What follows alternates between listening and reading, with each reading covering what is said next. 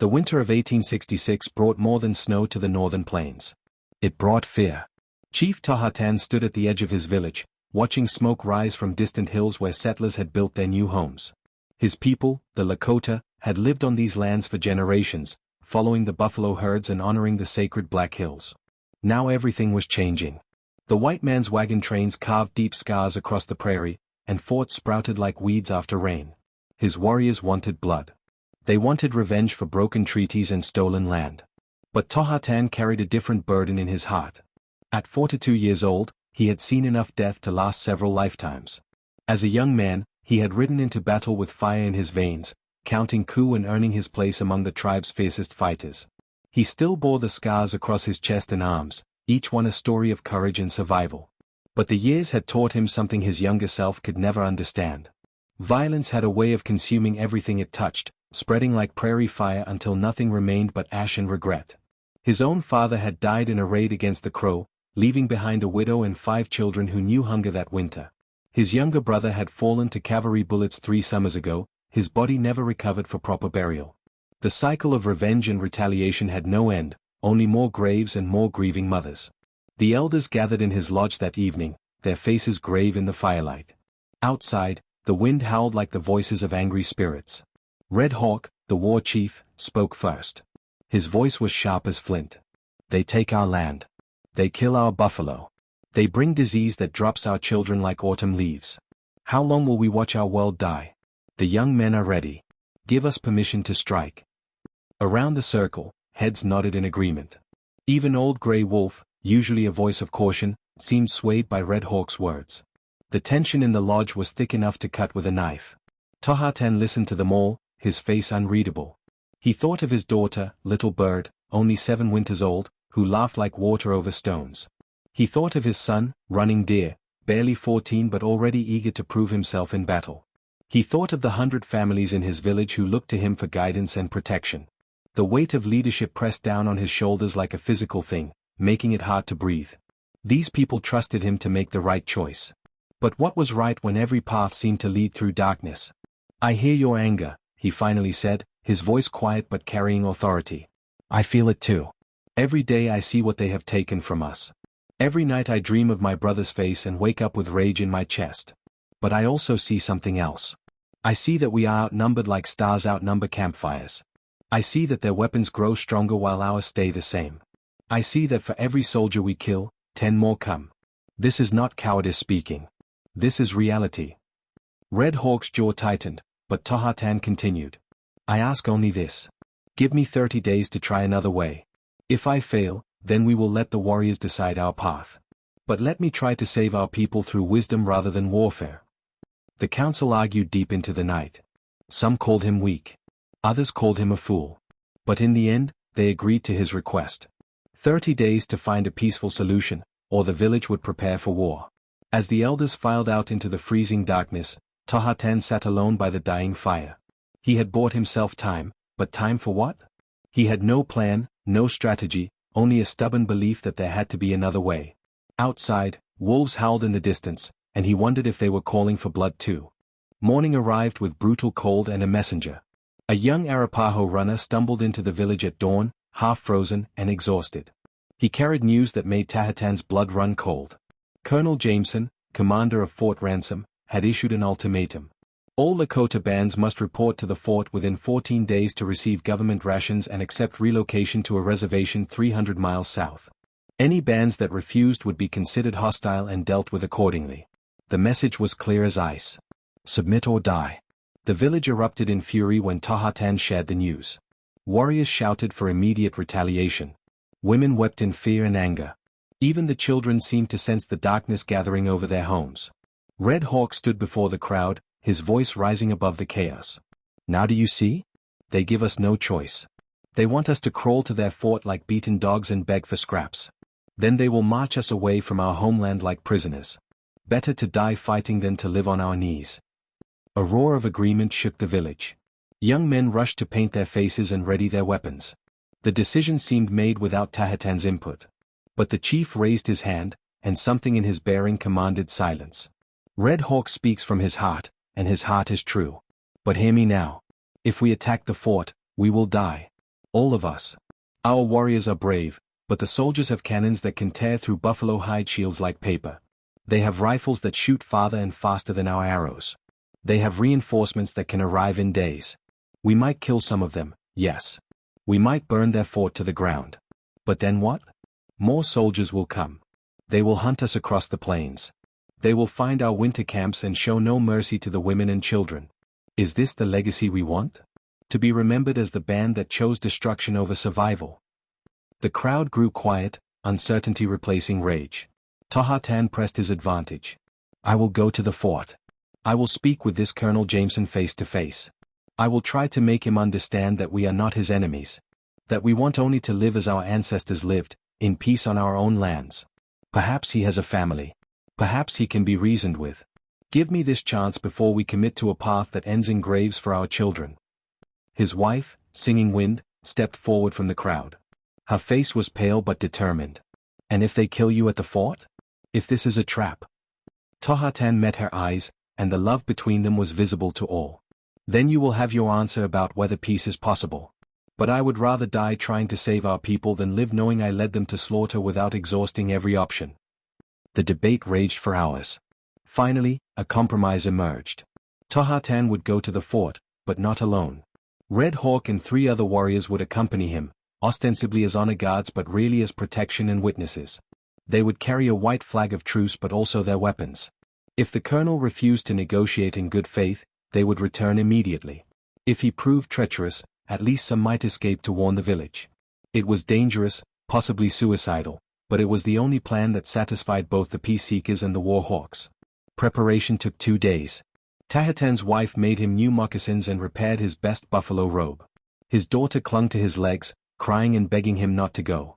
His son tried to appear brave but failed to hide the fear in his eyes. The night before departure, Tahatan performed a sweat lodge ceremony, praying to the spirits for guidance and protection. He emerged into the freezing air feeling cleansed but not comforted. The path ahead was shrouded in uncertainty, like walking into fog without knowing if the ground would hold or drop away into nothing.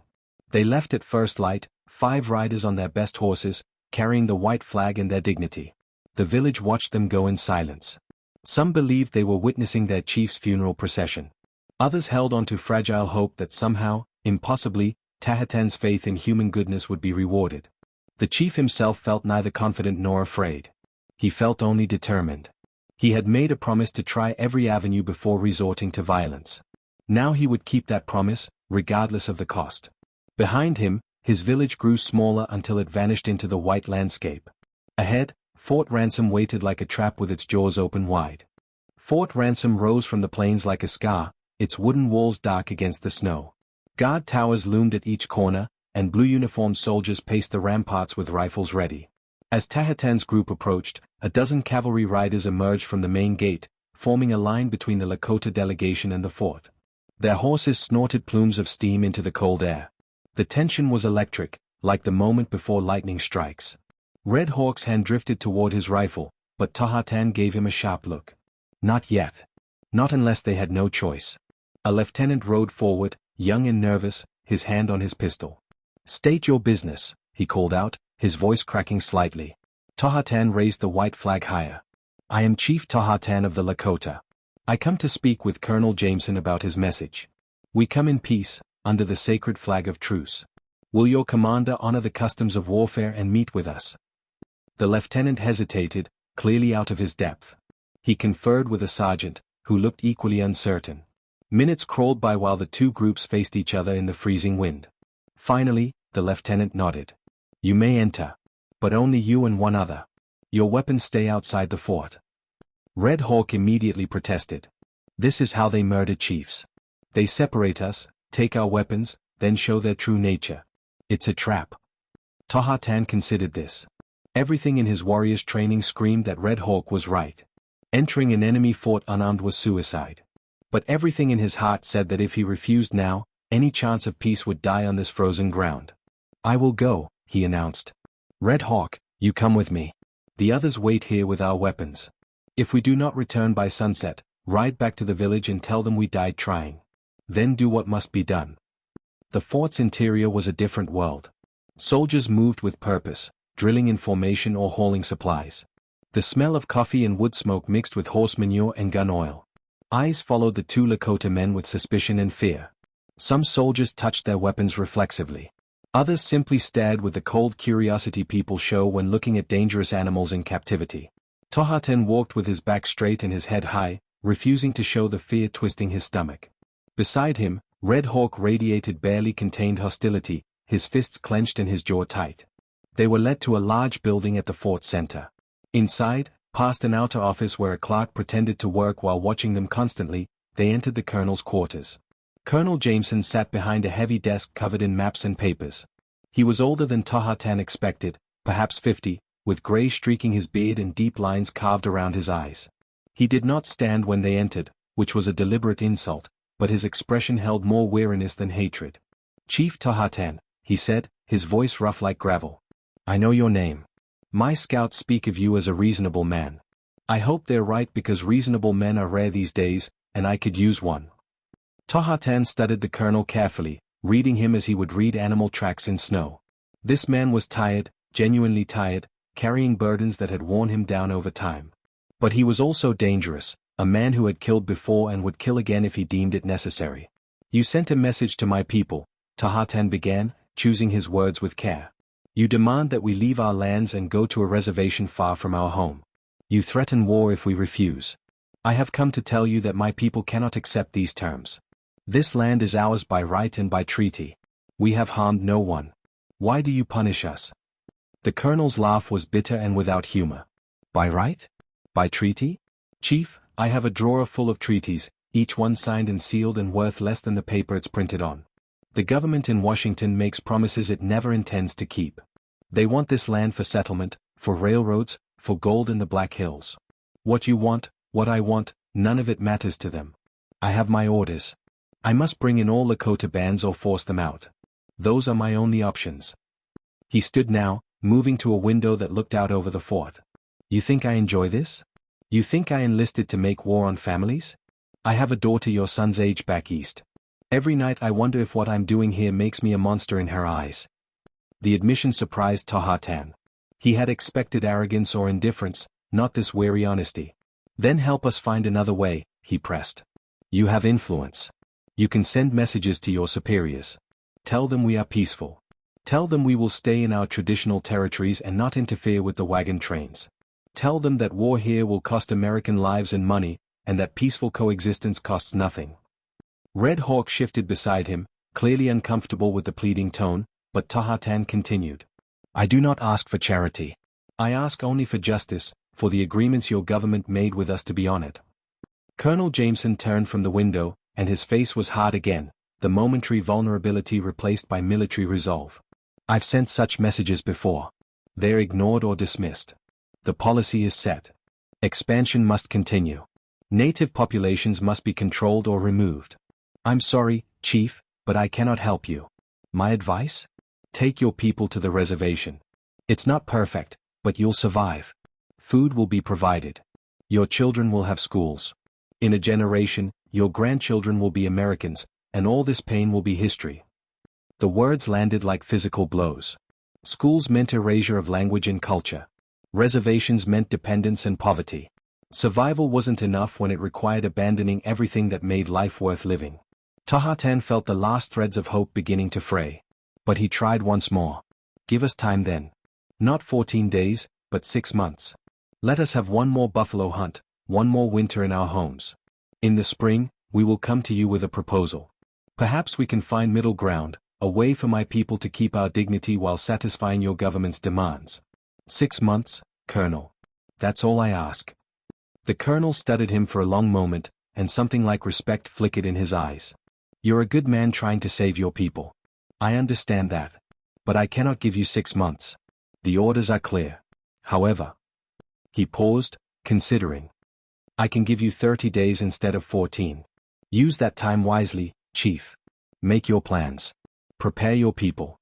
Because when those 30 days end, I will have to do my duty, whether my heart agrees or not." The ride back to the village was silent and bleak. They had gained nothing except a few extra days before the inevitable. Red Hawk's face was set in stone, his disappointment and anger palpable. The other warriors who had waited outside the fort needed no explanation. The failure was written clearly in Tahatan's slumped shoulders and downcast eyes. That night, back in the village, the council meeting was brutal. Voices rose in accusation and recrimination. The chief had wasted precious time on a fool's errand. Now they had less time to prepare for war, and the enemy knew their position. Some called for Tahatan to step down as chief, to let Red Hawk lead them into the battle that now seemed inevitable.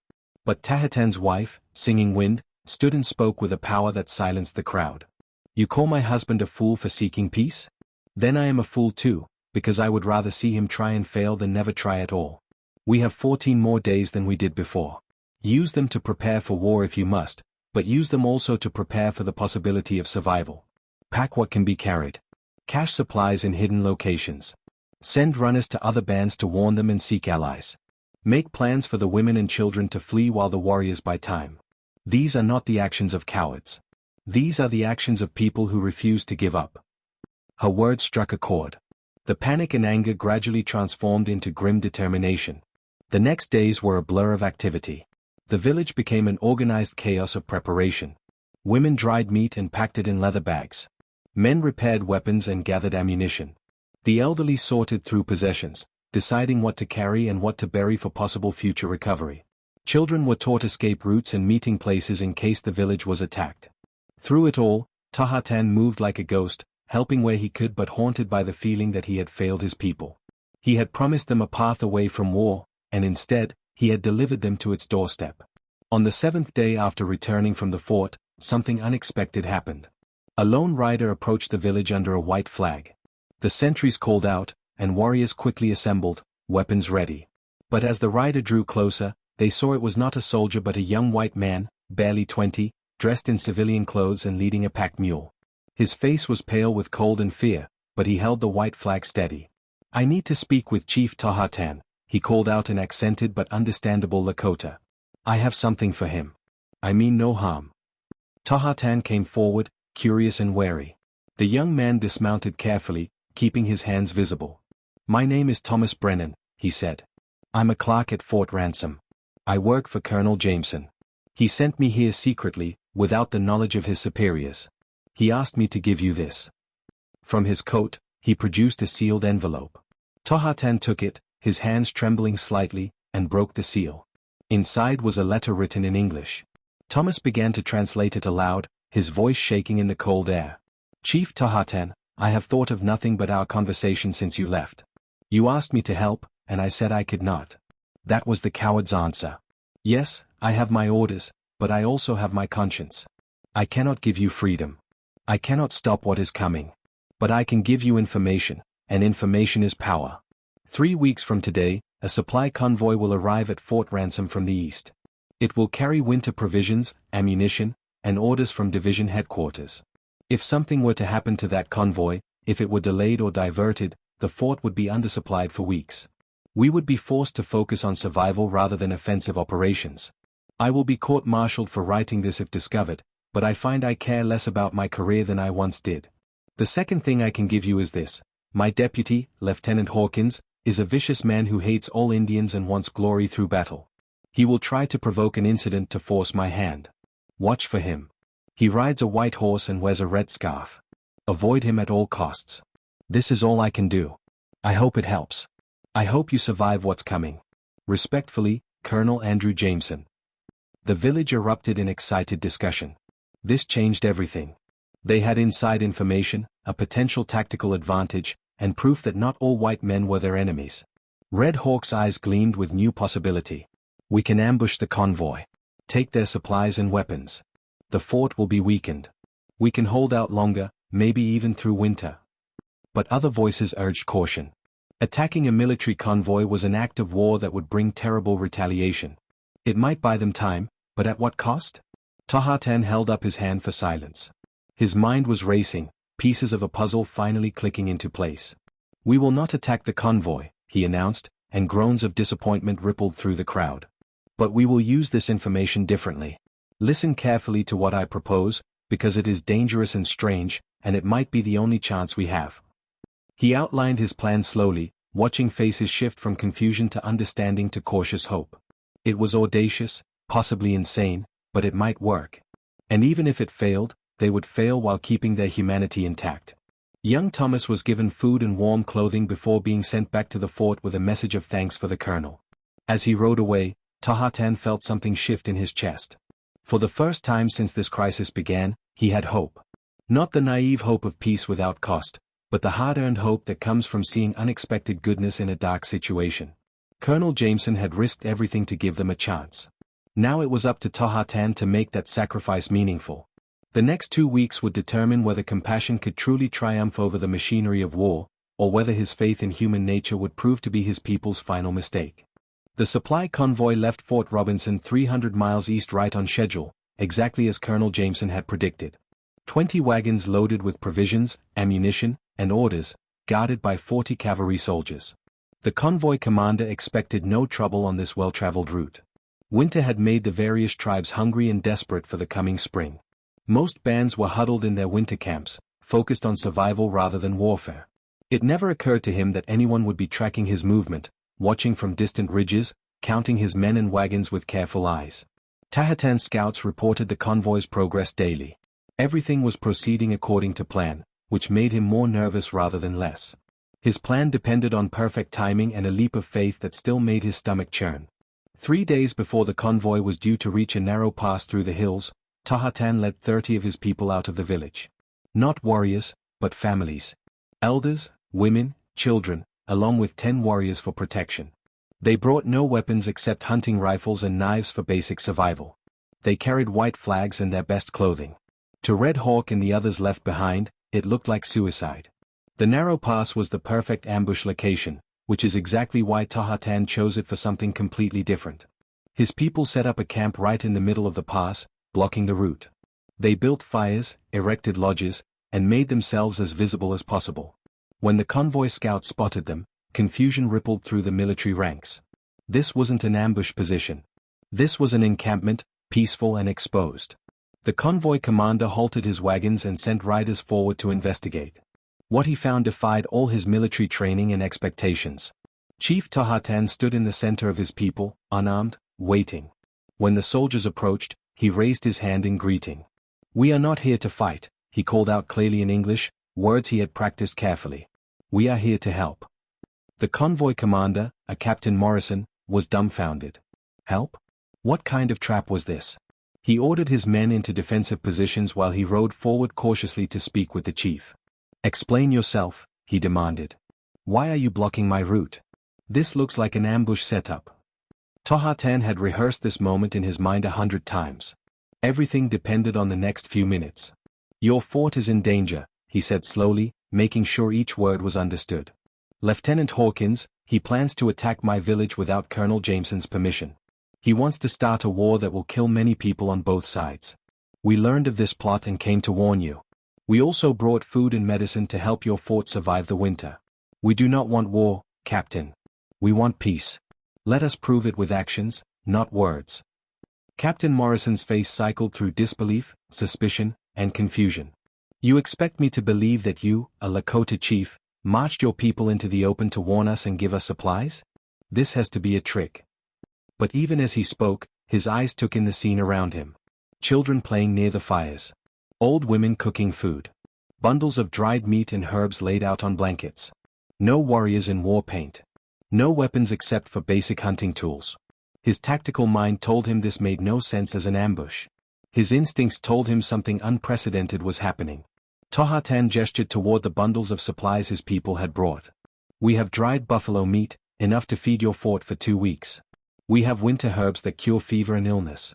We have knowledge of game trails where your hunters can find elk and deer. We offer these freely because Colonel Jameson showed us honor when he could have shown us cruelty. He sent us warning about Lieutenant Hawkins in secret, risking himself for justice. We repay honor with honor. This is the Lakota way." He paused, letting his words sink in. "But more than that, Captain, we do this because we must break the cycle of hatred. Someone must be first to choose peace. Let it be us. Let this day be remembered not for blood but for courage of a different kind." The captain sat on his horse in silence, his mind clearly wrestling with the impossible situation. Behind him, his soldiers watched with weapons ready but expressions uncertain. These weren't the savage warriors they'd been trained to expect. These were families, vulnerable and exposed, offering help when they should be defending themselves. Finally, Captain Morrison made his decision. "Lower your weapons," he ordered his men. Then, to Tahatan, "You're either the bravest man I've ever met or the craziest. Maybe both. I'll accept your supplies and your warning. If what you say about Lieutenant Hawkins is true, Colonel Jameson needs to know immediately." What happened next was something neither soldier nor Lakota would ever forget. The two groups came together in that narrow pass. Soldiers helped Lakota families unload bundles of supplies onto military wagons. Children, both white and Lakota, stared at each other with curiosity instead of fear. An old Lakota woman offered a soldier struggling with a cold some of her healing herbs. He accepted them with awkward gratitude, unsure how to thank her. Tahatan sat with Captain Morrison by a fire, and the two men talked honestly about the impossible situation they both faced. The captain revealed that he too had doubts about the government's Indian policy, that he'd seen too much suffering on both sides, that he was tired of being the instrument of someone else's cruelty. The convoy reached Fort Ransom 3 days later with its supplies and its shocking story. Colonel Jameson listened to Captain Morrison's report with growing amazement and relief. The Lakota chief had done the unthinkable. He had turned an enemy into an ally through pure moral courage. More importantly, Morrison confirmed the intelligence about Lieutenant Hawkins. The lieutenant had indeed been gathering a group of like-minded soldiers, planning an unsanctioned raid on Tahatan's village to provoke the very war everyone else wanted to avoid. Jameson moved quickly.